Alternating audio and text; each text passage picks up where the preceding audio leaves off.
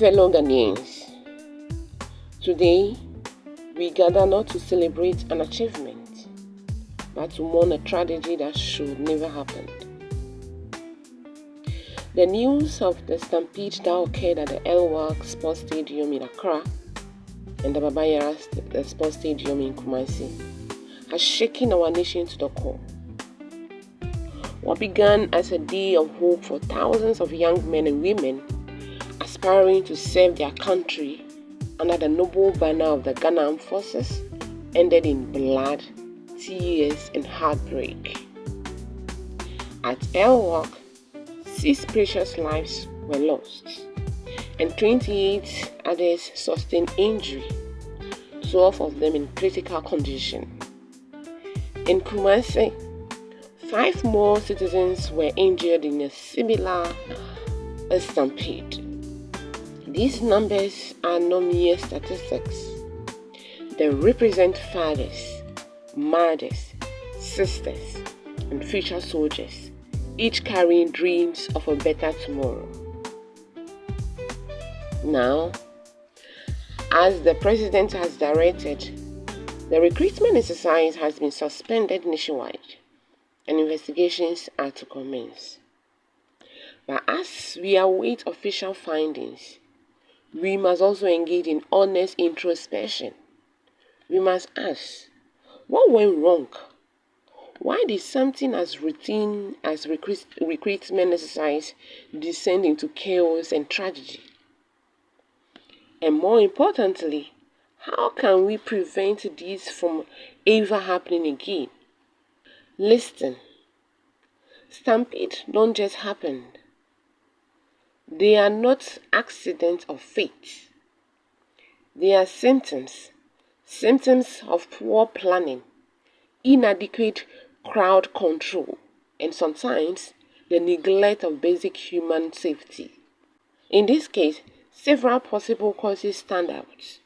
First, overcrowding. Thousands of applicants were reportedly invited to report to a single venue at the same time.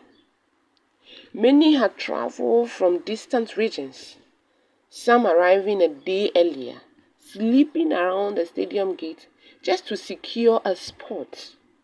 When gates were finally opened, the natural human instinct to rush in, combined with heat, exhaustion, and desperation, turned deadly. Second, poor crowd management. Large-scale recruitment exercises demand professional crowd control mechanisms, barriers, zoning systems, medical tents, water stations, and real-time communication with the crowd. But evidence suggests that at El-Wak and the Baba Yara Sports Stadium, there was limited coordination between security officers and the crowd. And when panic began, there was no clear command or public address system to calm the masses. Third, desperation born from unemployment. Let's be honest, Ghana's youth unemployment crisis is at the heart of its tragedy. Ghana's youth unemployment crisis is at the heart of this tragedy. The military, for many young people, is not just a calling.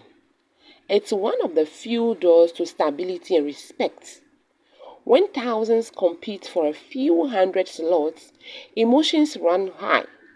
People push, shove, and sometimes risk their lives, not because they want chaos, but because they are fighting for survival. So while the immediate cause may have been overcrowding, the underlying cause is deeper. It is social and economic frustration. Let me make this clear. The Ghana Armed Forces remains one of our most disciplined and respected institutions. Their role in protecting our sovereignty is beyond question. However, respect does not exempt accountability. There were lapses, serious lapses, that must be addressed. 1. Decentralization.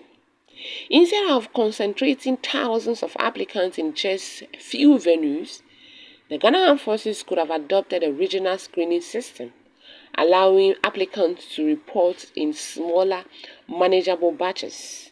This approach would have reduced pressure and ensured that crowd size matched facility capacity. Lack of technology integration. In an age of digital transformation, physical crowd recruitment is unnecessary. Online screening, digital verification, and appointment-based interview could have eliminated the need for mass gatherings. No large public event should take place without an emergency response plan. Ambulances, paramedics, and exit routes should have been visible and accessible. The painful irony is that the military, an institution trained to anticipate crisis, was unprepared for one of its own grounds. Reports suggest that communication to applicants was unclear. Many were unsure of reporting times, dress code, or even gate entry procedures. This confusion fueled anxiety, which turned into panic. There was also a lack of collaboration with civil authorities. The Ghana Police Service, the National Ambulance Service, and the National Disaster Management Organization (NADMO) should have been actively involved. Crowd safety is a shared responsibility. Behind every policy failure is a face, a grieving mother, a father who has lost his only son, a community robbed of its brightest youth.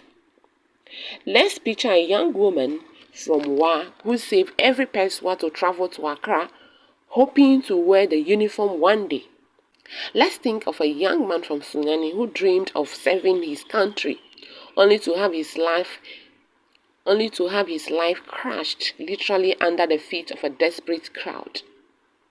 We owe these citizens more than just condolences. We owe them justice. Justice not in the courtroom alone, but in our reforms, in our change of attitude, in our willingness to say never again. To the Ghana Armed Forces, this is a moment to rebuild public trust through transparency. An independent inquiry, not just an internal review, is essential. The findings must be made public, and recommendations must be implemented, not shelved. And here are few actionable steps we can take moving forward. Implement a national online recruitment platform integrated with Ghana government, allowing applicants to register, upload documents, and receive digital call-ups for specific time slots. This will drastically reduce physical attendance. Instead of a few large centers, conduct smaller zonal exercises across all 16 regions. Applicants can be grouped by district and even a staggered reporting schedule. The Ghana Armed Forces, the Police Service, and NADMO should receive specialized crowd management training from disaster response experts. This should be mandatory for all large-scale national events. Each recruitment center should have a visible medical response team, ambulance standby, and first aid tent. Public announcements should include exit instructions in both English and local languages. Before every recruitment, educate applicants on the process, the do's and the don'ts, and the dangers of rushing. Clear communication can save lives, you know. Officers responsible for event planning must face internal review. Accountability is not punishment. It's how institutions learn and grow. Ultimately, this strategy is tied to a national problem. Until we expand job opportunities beyond the military, police, and immigration service, we will continue to see desperate crowd wherever recruitment is announced. Now, President Mahama's decision to suspend recruitment exercise and visit the victims at 37 Military Hospital is commendable. It shows empathy, leadership, and a commitment to transparency. But beyond symbolic visits, we need systemic change. True leadership is not proven by words during tragedy. It is proven by action after it. We must build institutions that value human life above bureaucratic convenience. because in the end, it's not the uniform or the flags that define a nation. It is how that nation treats its people in moments of crisis. This is a wake-up call not just to the military, but to all state institutions, from immigration to the fire service, from the police to the civil service. Let this be the last time we hear of lives lost in the pursuit of national service. We cannot normalize tragedy. We cannot shrug and move on. Every loss diminishes us as a people. To the families mourning their loved ones, our hearts are with you. Your pain is our pain. Your loss is our loss. Ghana weeps with you. To the survivors, may your healing be swift. May you find strength in knowing that your courage yourself will not be forgotten. And to the Ghana Armed Forces, rise from this tragedy stronger, wiser and more humane. Let this incident mark a turning point where discipline meets compassion and where recruitment means hope, not horror. Fellow Ghanaians, the time has come for us to move beyond condolences to consequences, beyond blame to better system, beyond mourning to meaningful reform. Let us honor the fallen by fixing the system that failed them.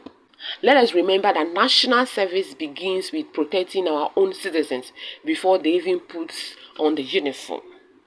When history records this day, let it say not that Ghana lost her sons and daughters to a stampede, but that Ghana learned, reformed, and rose again with dignity. May their soul rest in peace, and may we, the living, rise to do better. Thank you. God bless the Ghana Armed Forces, God bless our youth, and God bless our homeland Ghana. Thank you.